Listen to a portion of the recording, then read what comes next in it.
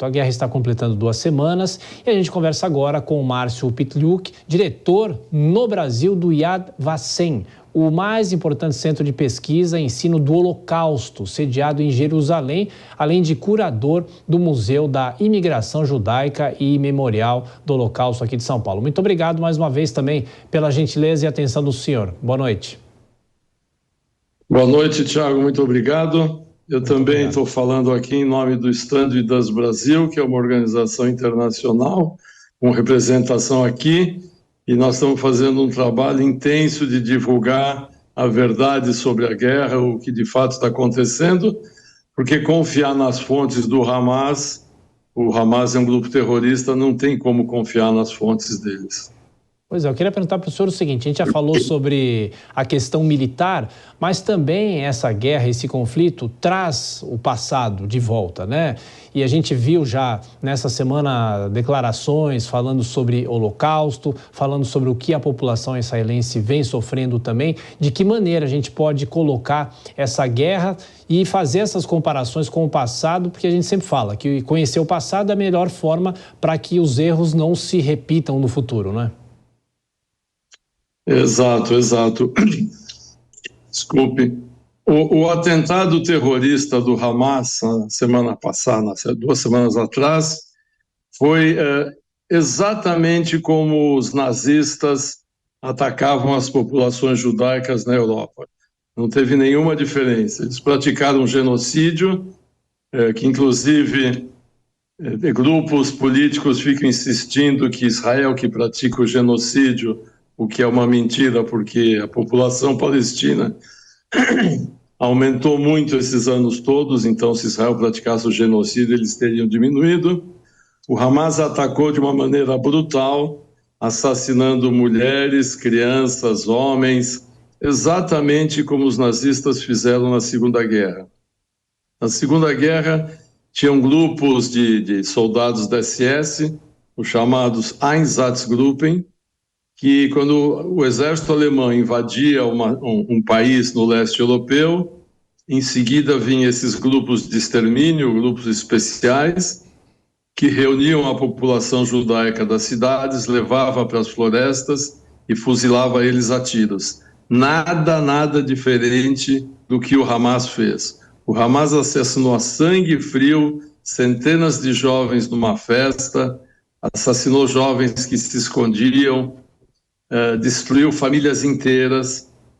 Ontem teve um garoto de 11, 12 anos que enterrou toda a sua família, só sobrou ele. Tem famílias inteiras dizimadas, uma tática dos nazistas, isso que é o verdadeiro genocídio. O que o Hamas fez é terrorismo, não se pode negar isso, não se pode ter uma posição que negue o Hamas como um grupo terrorista. Ô Márcio, hoje nós tivemos a liberação de 2 reféns com a negociação dos Estados Unidos e também até do governo do Catar. O senhor acredita que essa possa ser ou esse pode ser um início de novas liberações? Porque a grande dúvida que a gente tem desde o início desse conflito é uma coisa, são 2 países negociando, e outra coisa é um grupo como o Hamas e a tentativa de se negociar com um grupo terrorista como esse. Você falou tudo, Thiago. Em primeiro lugar, a gente não sabe quantos reféns estão vivos, quantos estão na mão do Hamas. Porque além do Hamas tem lá a Jihad Islâmica, que é outro grupo extremista, e então a gente não sabe se todos os reféns estão com o Hamas, se alguns estão com a Jihad Islâmica, não sabemos quais estão vivos, as meninas foram estupradas em Israel, as crianças também, e ainda assim foram levadas, a gente não sabe o grau de ferimento deles. Então, eu também acho muito difícil, por mais selvagem que seja o Hamas, eles devolverem civis num estado físico deplorável. Por outro lado, é como você falou, Thiago, nós estamos lidando com um grupo terrorista, não estamos lidando com um país que respeita regras internacionais, que respeita o direito. Então, por que eles soltaram essas 2, é impossível a gente saber. Porque eles também não agem de acordo com como a gente pensa, de acordo com como é o correto. Eles agem de uma maneira selvagem. É impossível, acho que a gente tentar descobrir por que soltar essas duas, se faz parte de uma estratégia, se quiser agradar os Estados Unidos, se foi uma maneira de agradar o Catar. Não dá para pensar com a cabeça de um terrorista. Claro. Agora, uma última questão, uma outra questão que é importante. A gente fala muito sobre a história, né? Até que ponto a gente pode ensinar as novas gerações a isso para que aquilo que nós vimos lá atrás não se repita, inclusive com museus, como o museu que existe aqui em São Paulo e em outras partes do mundo, o Museu Imperial da Guerra em Londres, por exemplo, né, no caso de Berlim também, muitas estruturas remetendo ao próprio nazismo, ao próprio Holocausto, e a Alemanha é um país que acabou fazendo uma depuração do passado, né? Olha, o antissemitismo é uma doença que ataca a humanidade há milênios. É uma coisa que não dá para entender, porque tem países que não têm judeus e odeiam judeus, tem pessoas que nunca viram judeus e odeiam judeus. O antissemitismo é uma doença, é uma coisa difícil de tentar entender, podemos achar 10 teorias para tentar explicar o motivo. Tanto que a gente vê quando Israel foi atacado, quando Israel sofreu esse ataque covarde e brutal, quantas pessoas tentaram justificar, não, mas isso foi porque estão defendendo uma causa. Não existe defesa de causa que justifique a violência que praticaram, assassinaram 1.500 civis, estupraram meninas, degolaram bebês. Não tem explicação, não tem justificativa como ficam tentando certos setores dar para uma coisa dessas. A gente também não consegue entender, nós estamos no século XXI, não dá para entender como ainda tem essas guerras, já não bastava a guerra na Ucrânia, agora essa nova guerra. Agora, os grupos radicais islâmicos, eles seguem uma lógica deles. Eles gostam do sangue, eles gostam da morte, eles acham que se eles morrerem numa guerra, eles vão para o céu e vão receber 72 virgens.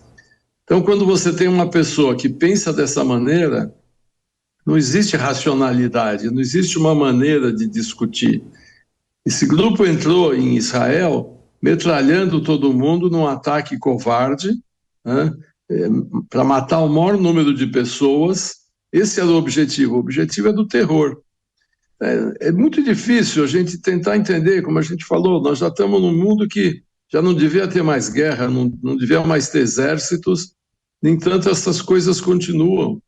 Por mais que a gente tente educar, a gente faz museus, tem museus de holocausto, museus de genocídio, estuda-se isso na escola. Eu recentemente, faz um mês, eu cheguei da Polônia, onde eu levei um grupo de jornalistas de toda a imprensa brasileira para visitar os campos nazistas construídos em território polonês. Todo mundo ficou chocado com o que viu. Isso faz parte do nosso trabalho de ensinar, de educar, para tentar acabar com isso.